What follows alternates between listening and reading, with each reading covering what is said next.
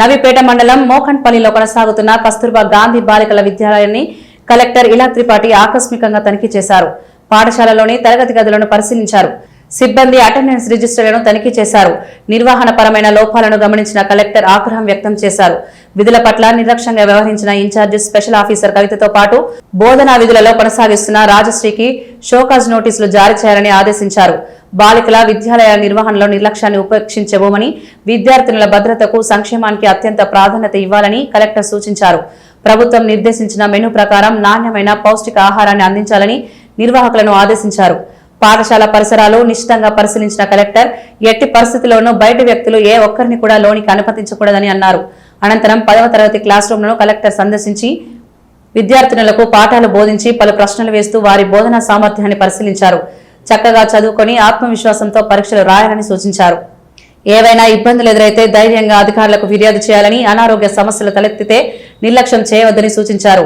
విద్యార్థుల కోసం పాఠశాలలో ఏర్పాటు చేసిన మెడికల్ క్యాంపును కలెక్టర్ పరిశీలించారు. వ్యక్తిగత పరిశుభ్రత, ఆరోగ్య పరిరక్షణ గురించి బాలికలకు వైద్యులు చక్కగా అవగాహన కల్పించడం పట్ల వారిని కలెక్టర్ అభినందించారు. కాగా కేజీబీవీ పాఠశాల పరిసరాలను పరిశుభ్రంగా ఉండేలా చర్యలు తీసుకోవాలని పంచాయతీ కార్యదర్శిని ఆదేశించారు. మనం స్టార్టింగ్ మనకి దక్షిణ భారతంలో ఎన్ని రాజ్యాలు ఉన్నాయి, ఎన్ని రాష్ట్రాలు ఉన్నాయి? ఉందా? తెలంగాణలో సముద్రం ఉందా?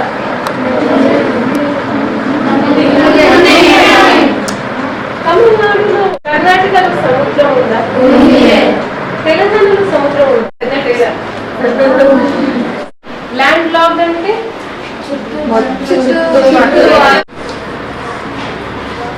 Land lock.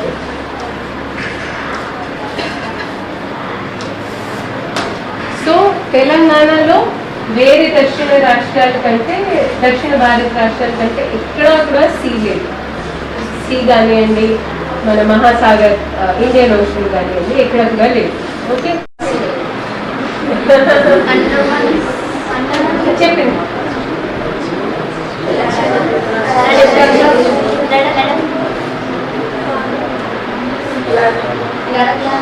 Actually Jammu Kashmir ఇప్పుడు స్టేట్ అయింది, లద్దాఖ్ ఇస్ సో అది సేమ్ ఆన్సర్. అందుకే నేను 7 అంటున్నాను. జమ్మూ కాశ్మీర్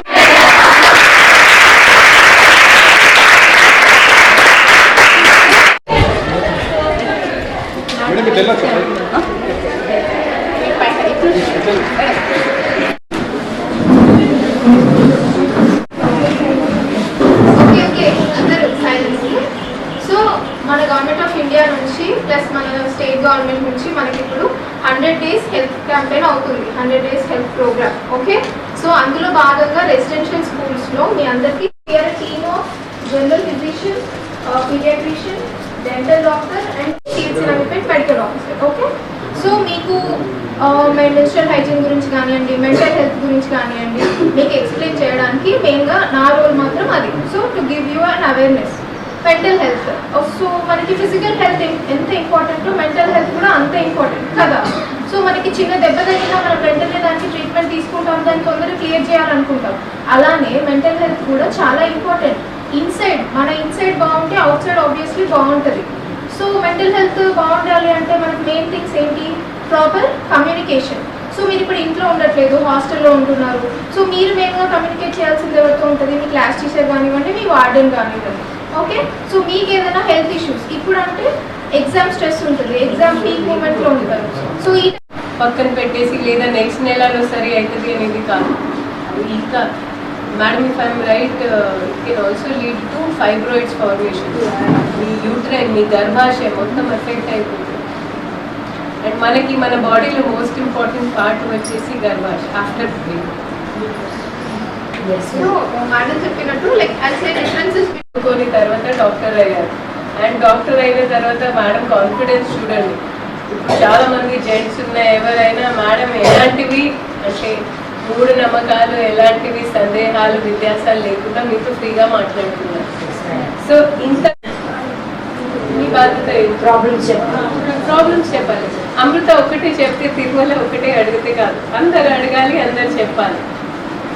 ఓకే, ఇప్పుడు మీ కలెక్టర్కి ఎలర్జీ ఉన్నా కూడా నేను ఇప్పుడు మీతో మాట్లాడుతున్నాను. ఎందుకంటే మనం సిగ్గుపడితే వేరే వాళ్ళు ఏం ఆలోచిస్తారు, వేరే వాళ్ళు వచ్చి మీరు ఏదైనా అనారోగ్యానికి గురి అయితే వాళ్ళు వచ్చి మిమ్మల్ని మీ టేక్ కేర్ చేస్తారా? Your self has to take care. ఉన్న ఎగ్జామ్ రాసేటప్పుడు 10th క్లాస్ ఇలా పేరు ఎందుకు తీసుకోవాలి? అక్కడ పాప మేడం నేను బాబు అక్కడ పిల్లవాళ్ళు అక్కడ చనిపోయారు. షీ ఆల్సో ఆమె ఆత్మహత్య యత్నం చేసింది. సో పట్టించుకోకుండా ఉండడం. మీకు ఆస్ట్రిచ్ తెలుసా? ఆస్ట్రిచ్ ఎంత బర్డ్ ఉంటుంది. So what does ostrich do? ఏదైనా తల దీంట్లో పెట్టేస్తుంది. తల కింద పెడితే ఇలా వంగిపోతే సమస్య వెళ్ళిపోతుందా?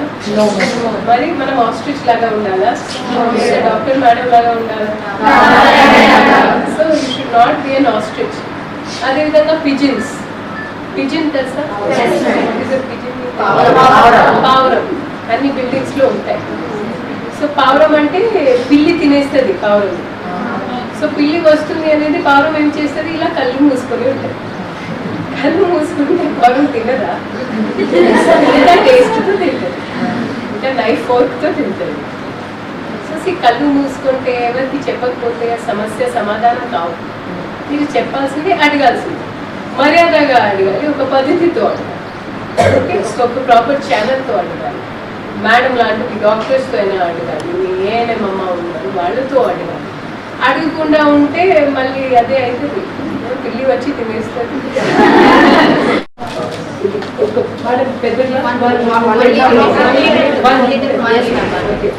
అంటే మీ దగ్గర బాటిల్స్ ఉంటాయి కదా, బాటిల్స్ లో కలిపి నింపి పెట్టండి. బట్ మేక్ షూర్ అంటే 2-3 hours మొత్తం మళ్ళీ దాన్ని నానబెట్టి నెక్స్ట్ డే తాగడం అనేది కాదు, ఓకే, పెసరెక్కు లాగా కాదు. దయచేసి వెంటనే ఒక 1-2 hours తాగాలి. ఇప్పుడు ఎండాకాలంలో అంత ఆకలి ఉండకపోవచ్చు. Okay, bye.